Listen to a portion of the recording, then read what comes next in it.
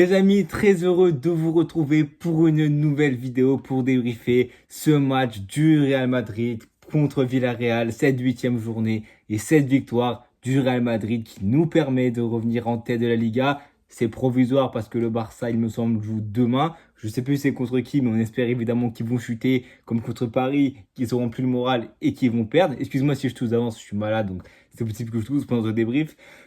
Mais c'est clair que c'est un Real Madrid là qui aujourd'hui s'impose 3-1 face à Villarreal. Après le Keratal Almaty, c'est un très très bon résultat avec la manière. Parce qu'en vrai de vrai, on prend ce but là qui est anecdotique, oui et non, parce qu'on encaisse quelques occasions avant ça. Mais c'est un Real Madrid qui avait besoin de confirmer en Liga. Après la défaite contre l'Atlético Madrid, il se fallait de gagner ce match contre Villarreal. Excusez-moi, qui est quand même un très bel adversaire, qui alors oui, a démarré ce match avec quelques absents, pas de PP, pas forcément de Mikotadze, ça fait un peu turnover après la LDC côté Villarreal, ils ont joué contre la Juventus, ils ont fait 2-2, c'est un adversaire qui était à 2 points derrière nous en Liga, qui était 3e, donc c'est un Villarreal qu'il fallait pas sous-estimer, mais qui en première mi-temps, je vais pas dire a fait le dos rond, mais a fait un match que toutes les équipes moyennes, voire petites de Liga a fait, bloc bas, resserré, ça joue les contres. Je m'attendais à mieux de cette équipe-là. J'ai vu quelques matchs, ils étaient vraiment beaucoup plus avenants et avec beaucoup plus d'envie. Ça arrivé en deuxième mi-temps avec les mecs comme Pepe, Mikotadze, etc. Mais c'est clair que je m'attendais quand même mieux en première mi-temps de Villarreal. Ça va être assez à mettre à notre honneur pardon, aussi côté Real Madrid. Pour ce la composition, offensivement, c'est la même que le Keratal Almaty. Marcelo, Vini, Mbappé. Au milieu de terrain, pareil, Ceballos, Arda et puis Tchouaméni. Et en défense, on a enfin eu ce qu'on voulait.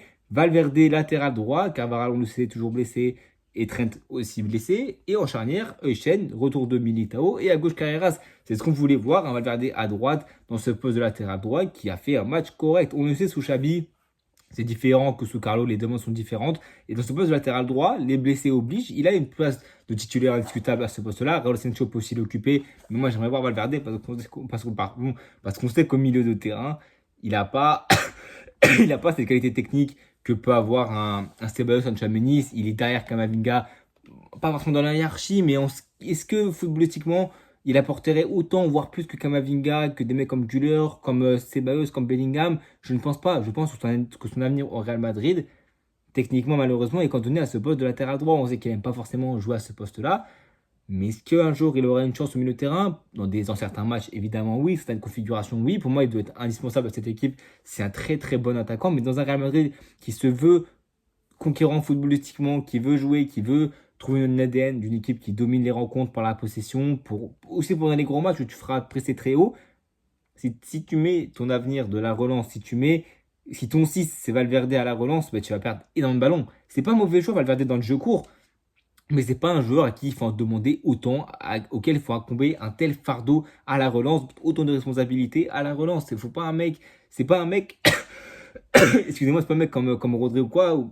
On parle beaucoup de lui évidemment, mais c'est pas un mec qui peut, sous pression, en une touche de balle, se défaire de l'adversaire, te rendre une passe moisie avec un contrôle fantastique et te relancer ton équipe. C'est un mec qui est limité, qui a quand même des qualités techniques, mais qui est limité à la relance. Et c'est pour ça qu'on le sait très bien qu'il nous faut un milieu de terrain, mais Valverde, dans ce poste-là, au milieu de terrain, il a du mal à se montrer. Il fera toujours des bons matchs et des matchs corrects dans les gros matchs où on aura besoin de lui, mais c'est clair que si on lui inflige et qu'on lui incombe un rôle qui n'est pas taillé pour lui, qui ne correspond pas à ses qualités, et bien il fera des mauvais matchs. Et à droite, il aura beaucoup plus d'espace, beaucoup plus de champ de liberté. Il aura plus de temps aussi pour préparer l'action qu'il veut faire. Il sera pressé quelques secondes plus tard, donc il aura le temps de voir venir et d'être beaucoup plus clinique dans ce qu'il fait. Et c'est pour ça que le latéral droit peut totalement lui convenir. Ça peut être aussi un bon équilibre, parce que le jeu du Real penche beaucoup à gauche, donc avec lui à droite, potentiellement Güler et Massantono, on sait que ça peut être un côté qui peut marcher. Et Valverde a fait un match qui était correct aujourd'hui, sans non plus être transcendant, mais il faut aussi qu'il se prenne ses marques et ses repères, surtout à ce poste-là. Mais c'est clair que la première mi-temps, côté Real Madrid, en tout cas,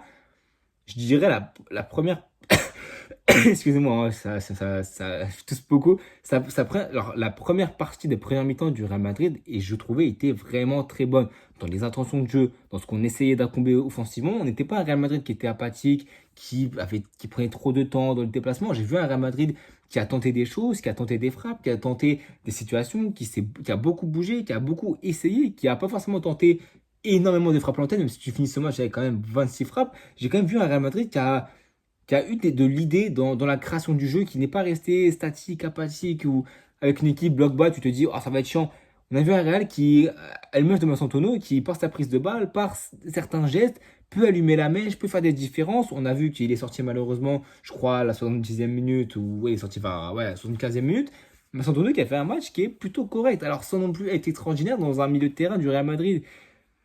C'est Tchouaméni et même Güler aujourd'hui, ça n'a pas été des matchs qui ont été tous les trois extraordinaires. C'est dû aussi à l'adversaire ou j'ai envie de vous dire, moins on voit ce milieu de terrain-là dans un match comme ça, mieux c'est, parce que c'est un Real Madrid qui peut-être touche plus Mbappé, des attaquants qui sont peut-être plus dans le déséquilibre, plutôt qu'un Real qui est en gestion, qui se casse un peu les dents sur la défense basse et qui du coup monopolise le ballon sans trop savoir quoi en faire, même si à la fin de la première mi-temps, ça ressemblait un peu plus à ça. Dans les replis défensifs, notamment même la charnière Militao-Echen, on s'est fait avoir avec le remplaçant de Pépé qui a eu une grosse situation et plusieurs fois c'était passé des passes tranchantes entre la charnière où on ne sait pas qui doit prendre qui, on ne sait pas qui doit être sur qui. Est-ce que c'est le temps de prendre les marques? Quelle est l'explication à ça de se retrouver en 1v1? À ce moment-là, il y a 0-0. L'action de Courtois, c'est la plus grosse action du match à ce moment-là. Même si Massantono, avant ça, quelques minutes, à 10 minutes avant, a une course occasion sur une belle passe de Kylian. Malheureusement, il ne termine pas et il manque à la finition. On a une grosse occasion côté Villarreal du numéro 21, j'ai pas envie d'écorcher son nom, mais il a une grosse occasion. Il tergiverse un peu, pied droit, pied gauche, Courtois aussi. Il intimide, il sort une grosse parade et c'est une passe tranchante qui est dangereuse, mais quand même beaucoup de mètres à combler. Echen n'arrive pas à attraper, Militao n'arrive pas à l'attraper non plus, donc c'est clair que cette défense centrale n'est plus aussi sereine que ce que j'aurais pu penser. Alors, il y a encore du temps, on n'est que le 4, on est que le 4 septembre, le 4 octobre, pardon, donc il y a encore du temps, mais c'est vrai que cette défense-là s'est fait mettre à mal sur plusieurs situations, plusieurs séquences, pas forcément aidé aussi par le milieu de terrain. C'est vrai que qu'on peut être un petit peu inquiet quand même sur ces situations-là, sur ces situations où tu prends un but malheureusement, même si bon, ce but-là, il vient de Mikotadze, il vient du sort pas assez vite sur le porteur du ballon, Militao, Echen qui doit être sur lui, même Kamavinga qui revenait, on est peut-être un petit peu trop loin.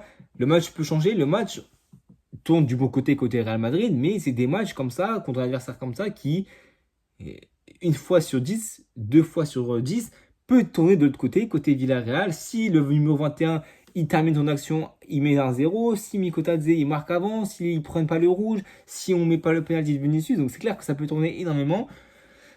Avec des si on refait les rencontres comme on le veut, mais c'est clair que c'est un Real Madrid qui a fait une bonne entame de match, qui malheureusement, voilà, les blocs bas c'est un peu compliqué à aborder. On termine cette première mi-temps sans forcément marquer, donc on peut se dire match compliqué, tu subis en plus d'une grosse occasion, donc c'était un peu compliqué. Mais tu as Vinicius Junior qui t'a allumé la lumière complètement, qui a fait un gros match. J'en ai parlé beaucoup en vidéo TikTok notamment. Donc suis-moi dans mon TikTok pardon est dans la description, donc suivez-moi si vous voulez plus de contenu foot. Mais, mais sous Xabi Alonso, là où Valverde peut-être est plus côté latéral droit, Vinicius lui est-ce qu'il va commencer peut-être à adapter? Est-ce qu'il va commencer à changer un petit peu footballistiquement sa manière de jouer? On connaît un Vinicius très fort dans les dribbles, dans la percussion, mais il essaie de se réinventer et je pense que c'est très positif d'avoir un Vinicius qui perd peut-être moins de ballons, qui prend peut-être moins de risques, mais qui est beaucoup plus sûr à la passe. Un mec que tu peux trouver dans les pieds, que tu peux envoyer en profondeur. On a vu contre Atlético Madrid qui garde quand même ses qualités de dribble, qui peut faire la différence. Mais dans son arsenal, il a aussi ce jeu court qui est très bon, même s'il y a quand même du déchet, parce que bon, c'est pas forcément un mec qui est adepte à ce jeu-là. Mais même dans le jeu long, à un moment donné, première mi-temps, t'as un Real un peu acculé qui s'est un peu pressé. Il arrive à trouver un reversement sur Valverde. Là, tu souffles. T'as ton bloc qui souffle parce que tu as eu de l'air dans un dégagement de Vinicius qui est très très bien calqué sur Valverde. Donc c'est clair que c'est un Vinicius Junior qui peut avoir plusieurs cordes à son arc, qui peut s'adapter, qui aussi presse beaucoup. Donc il faut qu'il trouve cet équilibre de beaucoup défendre, bien le faire, mais aussi garder ce tranchant et ce mordant offensivement. Et c'est clair qu'un Vinicius qui défend beaucoup, qui a le ballon, qui fait des dribbles, qui perd beaucoup de ballons, ça ne met pas en confiance. Mais un Vinicius qui défend beaucoup, qui voit que ça porte ses fruits, mais qui dans les offensifs, il arrive à combiner, à bien jouer offensivement, à se mettre en confiance, à marquer, à faire marquer, à aussi dribbler les adversaires.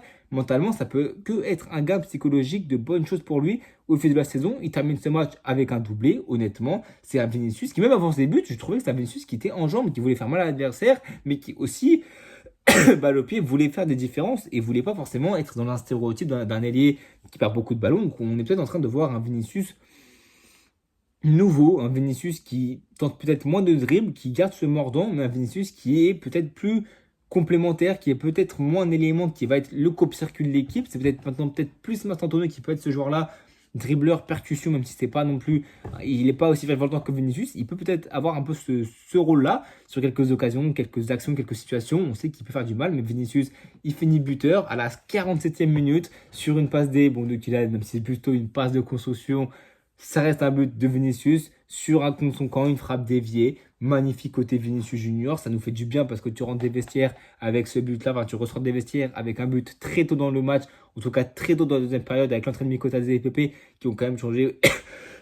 Qui ont quand même changé beaucoup de choses et qui ont apporté beaucoup plus de travail à faire côté défensif et côté de nos milieux de terrain. Donc c'est clair que c'était un Vinicius qui marque ce but-là et qui marque aussi sur un penalty qui, il me semble, a lui-même provoqué, si je ne me trompe pas, un penalty où il subit une faute, penalty quasiment indiscutable. Kylian, on sait que c'est lui qui est le tireur attitré. Il donne le ballon à Vinicius pour lui permettre de mettre son doublé. Le penalty est très mal tiré. Tenas est dessus, malheureusement, ça passe en dessous de son bras. J'ai envie de dire heureusement pour nous parce que ça met le doublé. Dans un Real qui a subi quelques occasions, je crois qu'on doit terminer ce match avec 2 frappes cadrées subies, dont un but, donc ça va. On n'a pas non plus subi trop d'occasions, mais c'est clair qu'on a subi quand même des grosses situations. On aurait pu tourner des deux côtés, mais c'est clair qu'on a eu un Vinicius Junior qui met un doublé aujourd'hui, qui met ce but-là sur penalty et qui va surtout se rassurer d'avoir mis ce doublé, d'avoir enfin, si je ne me trompe pas, joué 90 minutes. Je crois que c'est la première fois depuis ce début de saison qu'il joue 90 minutes, donc c'est quand même à mettre à son crédit côté Vinicius. Et on a aussi eu un Kylian Mbappé qui, comme je dis, était buteur et a fini passeur. Un Kylian qui a été peut-être un peu en dessous, un peu moins bon, mais ça reste un Kylian qui aurait pu sauver son match grâce à un penalty. Mais il a donné à Vinicius, très altruiste. Il a aussi marqué ce but-là grâce à une passe de Brahim Diaz qui a été buteur contre le Karatal Almaty. Alors c'est que le Kérat. Donc ouais, un Brahim Diaz qui peut-être en sortie de banc peut faire beaucoup de bien, à l'image aussi de 2 joueurs qui sont rentrés à la 64e minute, Kamavinga et Bellingham. Bellingham qui gratte le ballon sur le but de Kylian, et un Bellingham qui a vu, il voulait pardonner de son mauvais match, de son mauvais derby. Donc on a vu que quand il est rentré, il a apporté beaucoup d'autonicité, il a rapporté beaucoup.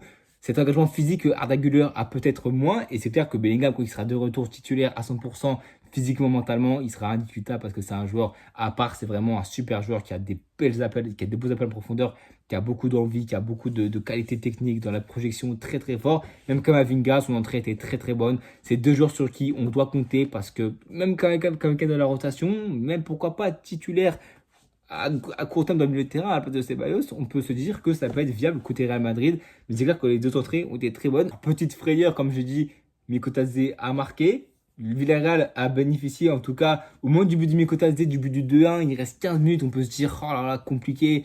Ça peut être un match piège, une fin de match piège. On a eu la chance que l'arbitre soit très très sévère côté Villarreal. Mourinho qui prend un deuxième jaune, carton rouge, c'est hyper sévère. La faute est même pas sur Vinicius, c'est même pas hyper flagrante. C'est hyper sévère, heureusement pour nous évidemment. Donc les arbitres, maintenant, il faut arrêter d'une conspiration côté Real Madrid, que ce soit le président, même les fans sur les réseaux sociaux, de dire que le Real Madrid est totalement désavantagé. Non, tu as un grand club. Il se peut que des fois tu sois un peu des décisions contre toi, même si des décisions pardon, qui vont pour toi. Et cette décision a été pour toi et elle change quand même le cours du match. On peut le dire, même s'il y a 2 à ce moment-là et qu'il reste 15 minutes, Villarreal pousse, crée quelques situations sans non plus nous mettre en hyper danger, en sueur. Ça reste un Villarreal qui a des armes, un PP en feu qui fait un gros début de saison qui pourrait être dangereux. On a la chance que Kylian, 7 minutes plus tard, il éteint la mèche avec ce 3-1, il enterre le match. Un Kylian en plus qui est sorti sur blessure. Alors on sait qu'il y a la trêve qui approche, des matchs qui sont un peu sans intérêt côté équipe de France qui est déjà pas quasiment qualifié, mais c'est Azerbaïdjan et Islande ou Ukraine, je crois. Donc ça va le faire sans Kylian. Donc c'est vrai que Kylian sort sur blessure. Est-ce que c'est une vraie blessure? Je sais pas, ça n'a pas l'air d'être une fausse blessure. Alors on espère que c'est qu'un petit coup, que ce sera très très très léger pour Kylian Mbappé, parce qu'on a besoin de lui avec un début de saison aussi canon. Je crois que c'est 14 buts en 10 matchs, en 9 matchs de Liga, 8 matchs de Liga si je ne me trompe pas. Non, je crois que c'est 11 contributions en 8 à 9 matchs de Liga. Très gros début de saison. Encore une fois, buteur malgré un match moyen, mais il reste décisif et il reste un des meilleurs joueurs, si ce n'est le meilleur joueur de ce début de saison côté Real Madrid. Donc ouais, point positif de ce match, évidemment Vinicius. Le point peut-être négatif, c'est un peu. Je peux pas dire tout le reste, c'est très sévère, mais c'est vrai que ce milieu de terrain-là, avec Güler, Tchouaméni, Seven, dans ce match-là, ils n'ont pas été tonitruants, mais c'est pas alarmant face à Villarreal qui a quand même beaucoup défendu, mais j'en ai peut-être un petit peu plus. Et en défense, peut-être un peu de fébrilité chez Militao, on ne sait pas forcément où ça va, qui doit prendre qui. Alors, c'est un nouveau défenseur rush, donc il doit prendre ses marques aussi. Il a fait un début de saison qui était canon, là, depuis 2-3 matchs, c'est un peu plus compliqué pour lui, donc c'est des montées, des descentes, c'est la vie d'un jeune joueur pro qui a beaucoup de pression sur les épaules. Même Carreras aujourd'hui dans un match comme ça, il n'a pas forcément été très très pertinent offensivement. Défensivement, je dis pas. Il n'a pas non plus pris des soupapes extraordinaires, il ne s'est pas non plus fait dépasser. Mais ça a été un match correct, un match mid, sans non plus de très grandes choses à en tirer. Donc honnêtement, on a un Real Madrid qui est provisoirement leader de Liga. Alors oui, le Barça joue demain, c'est assez tôt. Donc le Real Madrid gagne ce match avant la trêve. Tu as 2 semaines de trêve, tu reprendras le 19 octobre, déplacement à Getafe, et ensuite le 22, réception de la Juve en Ligue des Champions. Nous aura quand même de gros déplacements et de gros matchs. De toute façon, en Liga, donc des matchs comme ça, il faut gagner. Tu as fait un match plutôt correct, voire même très bon, j'ai envie de dire, sans non plus t'être trop fait peur. Tu as quand même fait un match qui était plutôt correct, un match où j'ai envie d'en tirer du positif. Donc, quoi, moi, je vous laisser donc, en tout cas, moi, je vais vous laisser me donner vos avis en commentaire. N'hésitez pas à vous abonner, à liker, partager. On se retrouve évidemment demain pour de prochains débriefs, notamment sûrement du FC Barcelone. La trêve arrive, il y aura aussi des débriefs de l'équipe de France. En tout cas, les amis, abonnez-vous, likez, partagez. À bientôt tout le monde.